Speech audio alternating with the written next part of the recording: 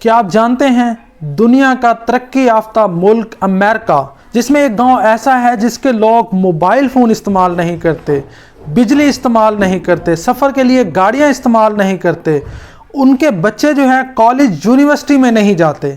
آپ سوچ رہے ہوں گے کیا وہ لوگ غریب ہیں ایسا نہیں کرتے؟ نہیں، وہ غریب نہیں ہے۔ میں آپ کو بتاتا ہوں کہ وہ لوگ ایسا کیوں کرتے ہیں اور وہ کون سے لوگ ہیں، ان کے بارے میں مکمل معلومات بتاؤں گا، ان کی ویڈیوز بھی آپ کو دکھاؤں گا۔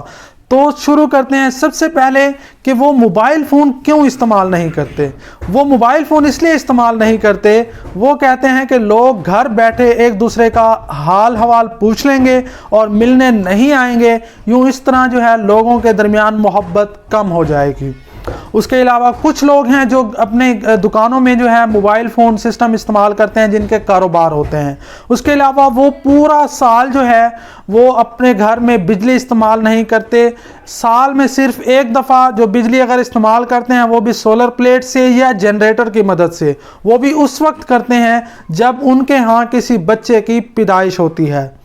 وہ مہنگی گاڑیاں یا سفر کے لیے کوئی بھی گاڑی استعمال نہیں کرتے، اس لیے کہ لوگ جو اس سے مطلب لوگوں کا استحصال ہوگا۔ کچھ لوگوں کے پاس کی گاڑیاں ہیں، کچھ لوگوں کے پاس نہیں ہیں، تو اس لیے وہ گاڑیاں استعمال نہیں کرتے۔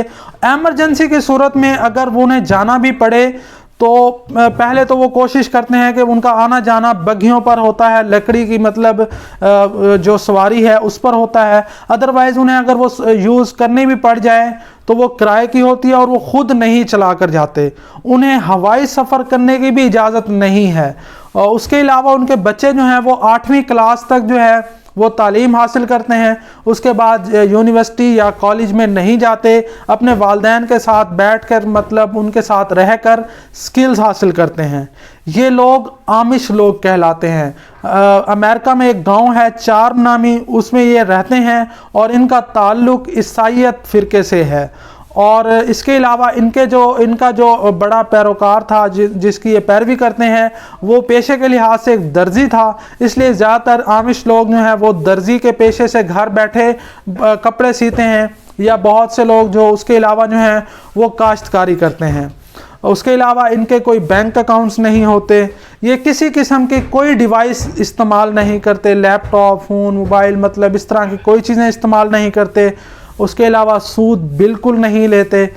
تو ان سب باتوں سے ہمیں کیا میسج ملا، اور میرا آپ کو بتانے کا مقصد کیا تھا کہ دیکھیں یہ میسج دینا کہ وہ تو لوگوں کا استحصال نہیں کرتے مہنگی گاڑیاں خرید کر، اور ہم کیا کرتے ہیں کہ ہم نے کوئی فروٹ کھائے ہیں تو اس کے چھلکے جو ہے وہ ہمسائے کے دروازے کے باہر پھینکیں گے، نہ کہ اس کو ہم دیں گے۔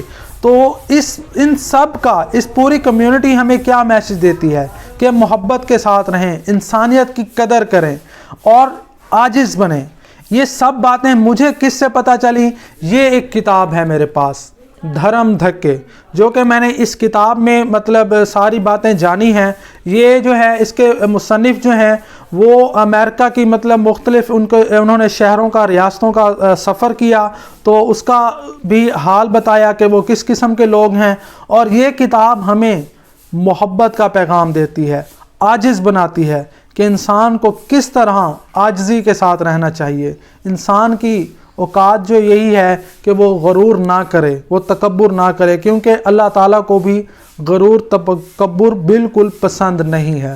تو میری ویڈیو اگر آپ کو یہ اچھی لگی ہو تو لوگوں کو ضرور پہنچائیے گا ان تک۔ ملتے ہیں اگلی ویڈیو میں، شکریہ۔